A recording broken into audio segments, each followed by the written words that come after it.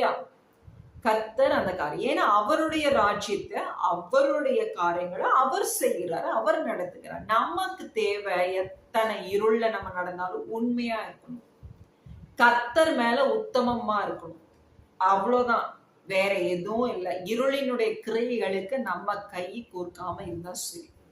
இந்த பொய் பேசுறது, பிறருக்கு தீங்கு நினைக்கிறது, தீமை செய்யறது, இந்த மாதிரி காரியங்கள்லாம் இல்லாம நேர்மையா தேவன் மேல பற்றுதலா இருந்து, தேவன் மேல அவருக்காகவே அவர் சொல்லுகிறபடி நான் வாழ்ந்தா சரி. என்னோட எல்லா சூழ்நிலையிலும் அவர் சொல்லுகிறத மட்டுமே நான் செய்வேன்னு சொல்லி ஓடிக்கொண்டிருந்தாலே போதும்.